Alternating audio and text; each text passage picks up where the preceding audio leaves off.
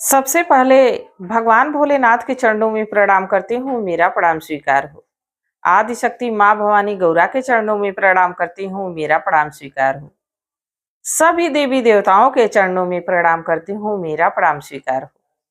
आप सभी गुरु भाई गुरु बहनों के चरणों में प्रणाम करती हूँ, मेरा प्रणाम स्वीकार हो। गुरु भाई गुरु बहनों, आप लोगों के साथ से, आप लोगों के सपोर्ट से महादेव की कथा और शिव शिष्यों तक पहुंचती है। तो आप लोगों से हाथ जोड़ के निवेदन है कि आप लोग कथा को ज्यादा से ज्यादा शेयर किया करिए, ताकि महादेव की कथा और शिव शिष्यों तक पहुंच सके। अगर जो आप लोग चैनल पे नए हैं तो चैनल को सब्सक्राइब कर लीजिए, ताकि जो भी वीडियो पढ़े, जो भी कथा पढ़े, वो आप लोगों तक आसानी से पहुंच जाए। कमेंट में भगवान का नाम जरूर लिखिए। भगवान का नाम लिखने से, बोलने से सारे कष्ट दूर हो जाते हैं, सारी परेशानी दूर हो जाती है। तो भगवान का नाम जरूर लिखिए, जरूर लीजिए। आज जिस भक्त की मैं कथा सुना रही हूं, वो भक्त भगवान को कैसे रिझाता है, भगवान को कैसे डांटता है, भगवान कैसे उसकी डांट खा के भी बड़े मंद मंद मुस्काते हैं। तो कथा को अंत तक सुनिएगा, कथा बड़ी ही सुंदर है। एक गांव में संत लोगों की मंडली रहती थी। वहां पे एक बहुत बड़ा आश्रम था और वहां पे दूर दूर से संत आते, तो वहां कुछ दिन रुकते। वहां के जो महात्मा जी थे, वो जितने संत आते, उनके खाने पीने का, उनके रहन सहन का सारा प्रबंध वही महात्मा जी देखते। और महात्मा जी समय समय पे देश विदेश की यात्रा भी करते, जन जन लोगों को भगवान से मिलाने का काम भी करते, जोड़ने का काम। देखिए, हम लोग स्वयं ही भगवान से मिलने की बात हृदय में नहीं जागृत हुई, हम लोगों को भी कोई प्रेरित ही किया, कोई बताया ही। नीलम दीदी, हरिंदर भैया ने जन जन लोगों में जाके शिव को गुरु बनाने के बारे में सबको जागृत किया, सबको बताया। वैसे ही गुरुओं के द्वारा ही भगवान का मार्ग मिलता है। तो वो जो महात्मा जी थे, समय समय पे इधर उधर जाया करते थे कथा सुनाने के लिए। एक बार कथा सुना के अपने आश्रम को वापस आ रहे थे, तभी सड़क के किनारे एक लड़का रोता हुआ दिखा। लड़का 7-8 साल का था। महात्मा जी उसको समीप बुलाए, उससे पूछे, बेटा क्यों रो रहे हो? कहा, महात्मा जी, हमारे माता पिता इस दुनिया में नहीं रहे और मैं इस छोटी सी उम्र में कहां जाऊं, किससे मदद मांगू, कोई हमारा है नहीं। महात्मा जी कहे कि जिसका कोई नहीं होता है उसके भगवान होते हैं, भगवान पे भरोसा रखो। तो सोचा कि जैसे महात्मा जी हैं वैसे ही भगवान भी होते होंगे। तो कहा कि ठीक है, भगवान मिलते कहाँ? महात्मा जी मुस्कुराए, कहे कि भगवान के लिए भगवान का चिंतन करना पड़ता है, भगवान की आराधना करनी पड़ती है, तब भगवान मिलते हैं। तो कहा कि ठीक है, ये चिंतन कैसे होता है? महात्मा जी कहे कि बेटा हमारे आश्रम चलोगे? तो वो लड़का पूछा कि महात्मा जी, आपके आश्रम में भोजन मिलेगा? महात्मा जी कहे कि हाँ, जितना जी चाहे उतना तुम खाना। लड़के को लिवा के आए। पहले तो कई दिन का भूखा था, उसको नहला धुला के संत लोग उसको भोजन परोसे, भोजन किया। फिर भगवान को धन्यवाद किया। वो तो जानता नहीं था कि भगवान होते कैसे, पर भगवान को धन्यवाद किया। जैसे महात्मा जी बताए थे कि जिसका कोई नहीं होता है उसके भगवान होते हैं। तो कहा कि कम से कम भगवान की घर में आके भगवान की दया से भोजन तो मिली।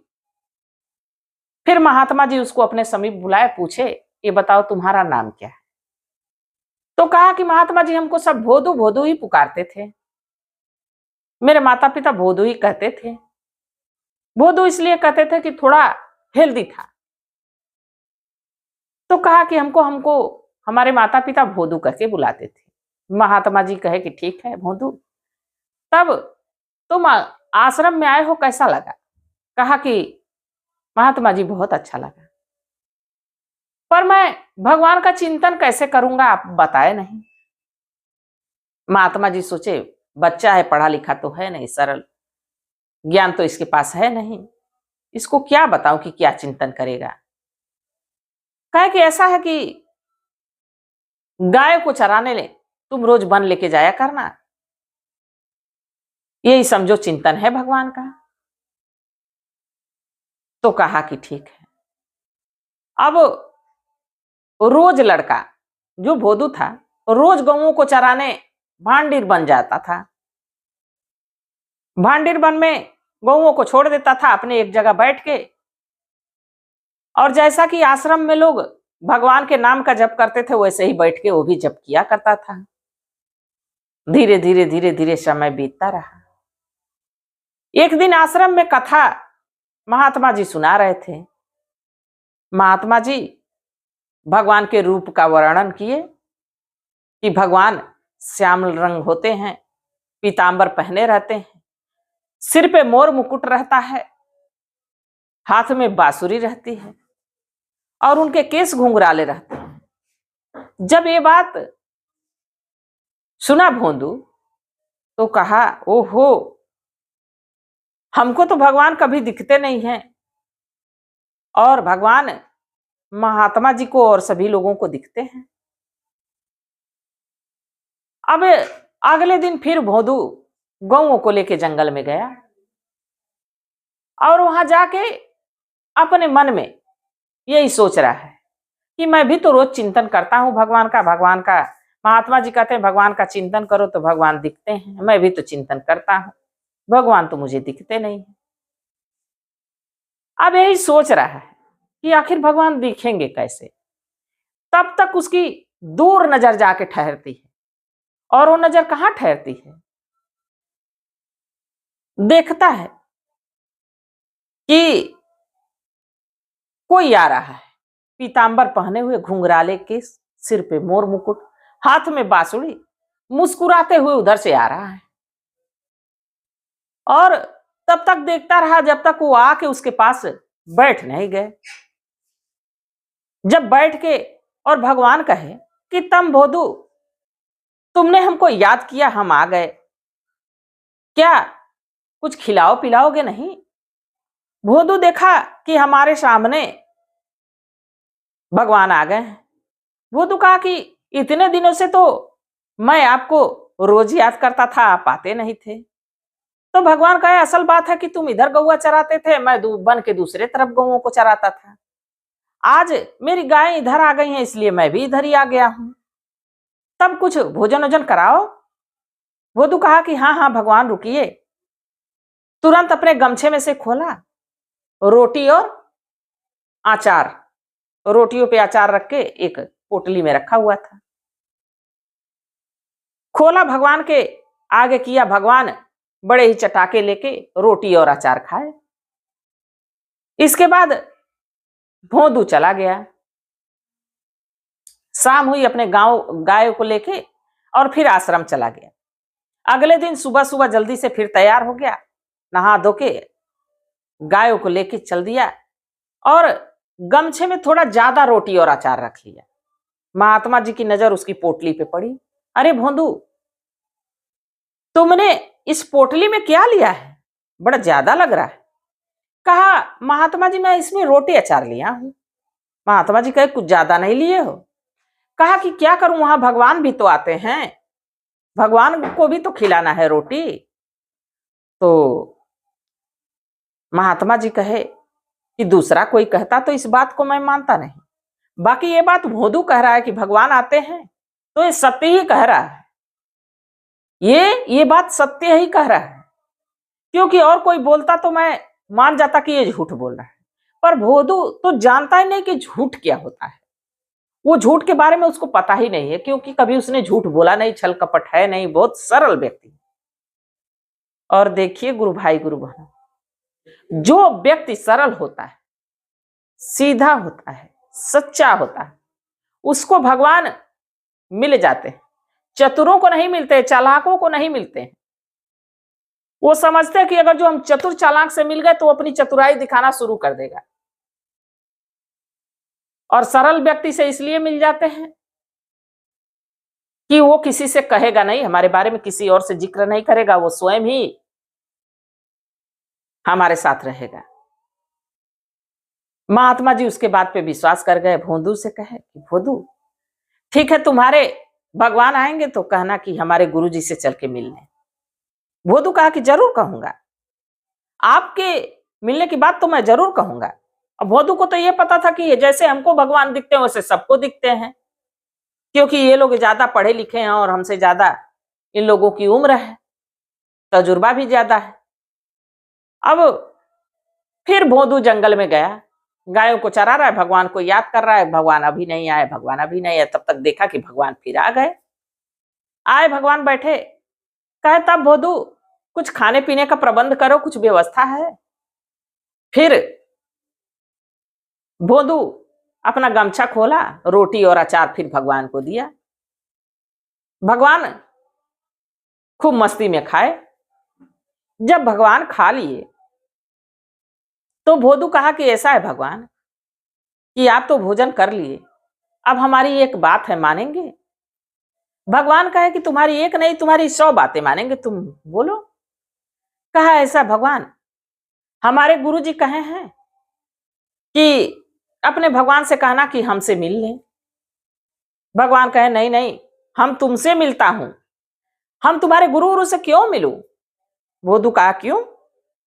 उन्हीं गुरु की कृपा से, उन्हीं गुरु के बताए मार्ग पे चल के तो हमारी आपसे मुलाकात हुई है, आप हमारे गुरु से क्यों नहीं मिलेंगे? वो कहे अरे वो लोग बहुत चतुर हैं, बहुत चालाक हैं, उन लोग से हम मिलके क्या करेंगे? भोंदू कहा नहीं नहीं, मैं कुछ नहीं सुनूंगा, मैं कुछ नहीं जान रहा हूं, आपको हमारे गुरु जी से मिलना पड़ेगा, हमारे महात्मा जी से मिलना पड़ेगा। भगवान कहे कि अरे भोंदू क्यों परेशान हो, मैं तुमसे मिल रहा हूं ना, तुम्हारे साथ बैठ के भोजन कर रहा हूं ना, इससे मतलब रखो, क्यों परेशान हो? भोंदू कहा भोजन कर रहे हो, उसी गुरु जी के आश्रम से भोजन लाया हूं, आप उसी आश्रम का भोजन किए हैं, फिर हमारा भोजन वापस दीजिए, और आज के बाद मैं आपको रोटी खिलाऊंगा भी नहीं, क्योंकि उन्हीं गुरु जी के आश्रम का है भोजन। भगवान मंद मंद मुस्कुरा रहे हैं। भगवान कह रहे हैं कि अच्छा। भगवान कहे कि जाओ, नहीं खिलाओगे तो मत खिलाना, बाकी मैं तुम्हारे गुरु जी से नहीं मिलूंगा। भोंदू कहा लास्ट बार मैं पूछ रहा हूं, आप चलेंगे कि नहीं गुरु जी से मिलने? भगवान कहे नहीं, मैं नहीं आ रहा। फिर भोंदू कहा एक बार मैं फिर से पूछ रहा हूं, आप चलेंगे कि नहीं चलेंगे? भगवान फिर मना किए। अब भोंदू गुस्से में उठा, अपनी लठ उठाया, अपने गायों को हाँकते हुए लेके चल दिया। भगवान उसको कह रहा है भोंदू रुक जाओ रुक जाओ। भोंदू कहाँ रुक रहा है, भोंदू अपना चले जा रहा है। जब आंखों से ओझल होने लगा तब भगवान ने दौड़ लगाई। दौड़ते दौड़ते भगवान भोंदू के पास पहुंचे। अरे भोंदू रुको रुको, क्यों नाराज होते हो, क्यों गुस्सा होते हो? चलो मैं तुम्हारे गुरु जी के पास चलता हूं। भोंदू बड़ा प्रसन्न। उस समय जानते हैं भोंदू क्या किया? भोंदू भगवान को अपने कंधे पे बैठाया और बैठा के लेके आश्रम चल दिया। आगे आगे गैया, और उसी गैयों के बीच में भोंदू चल रहा है। अब जो गुरु जी थे वो अपने आश्रम में बैठे हुए थे। जब उनकी नजर उन गैयों पे गई तो देख रहे हैं कि उन गैयों के बीच भोंदू अपने कंधे पे भगवान को बैठाए लेके आ रहा है। अब ये दिव्य दर्शन महात्मा जी कर रहे हैं। इस दिव्य दर्शन का आप लोग भी आनंद उठाइए। एक बार सोच के देखिए कि भगवान भोंदू के कंधे पे बैठे हुए गैयों के बीच में आ रहे हैं। अब जब महात्मा जी के समीप भोंदू बैठा पहुंचा तो कौन भगवान के पैर को लिपटता है? महात्मा जी भोंदू के पैरों में लिपट गए कि भोंदू आज तुम्हारे वजह से भगवान के दर्शन हमको प्राप्त हुए। तुम्हारा सरल मन देख के, तुम्हारा सरल स्वभाव देख के भगवान ने तुमको दर्शन दिया, और तुम्हारे ही कृपा से हमको भी भगवान की प्राप्ति हुई, भगवान के दर्शन हुए। अन्यथा मैं कितना हूं जब तब कर लेता, भगवान के दर्शन दुर्लभ थे। भोंदू जब ये बात सुना तो उसके आंखों से आंसू की धारा चलने लगी कि क्या भगवान इतने दुर्लभ होते हैं, भगवान किसी को दिखते नहीं है। हम तो जानता था कि आपको दिखते हैं, सबको दिखते हैं, बस हम ही को नहीं दिखते हैं। तब महात्मा जी समझाए कि नहीं बेटा, भगवान सबको नहीं दिखते हैं, भगवान तुम्ही को दिखे हैं और तुम्हारी वजह से हमारे पे भी भगवान की कृपा हुई। तो ये सरल व्यक्ति होते हैं। अपने आप को इतना सरल बनाइए कि भगवान को आपको खोजने की जरूरत ना पड़े, भगवान स्वयं ही अपने आप के पास आ जाए। ऐसा सरल हो जाइए, ऐसा सरल स्वभाव बनाइए। तो गुरु भाई गुरु बहनों, आप लोगों को कथा कैसी लगी जरूर बताइए। मैं भी महादेव से प्रार्थना करती हूँ कि हे भोलेनाथ, हे शिव गुरु, सभी गुरु भाई सभी गुरु बहनों पे अपनी दया दृष्टि बनाए रखिएगा। इसी कामना के साथ हर हर महादेव।